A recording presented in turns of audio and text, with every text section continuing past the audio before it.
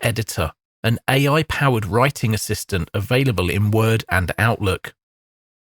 You'll find it on the Home ribbon and the Review ribbon. Click Editor to open the editor pane on the right side of your screen.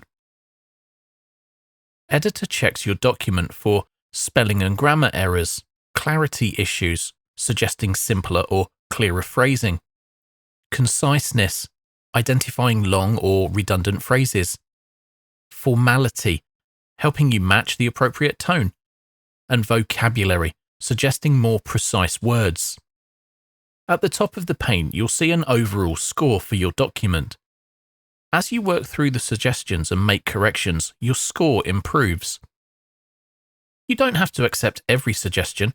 Editor is a tool to help you, not a strict rulebook. Use your judgment about what improves your writing. While Editor isn't specifically an accessibility tool, it helps create clearer, more concise content, which benefits everyone, especially people with cognitive disabilities, those learning English, or anyone who prefers straightforward communication.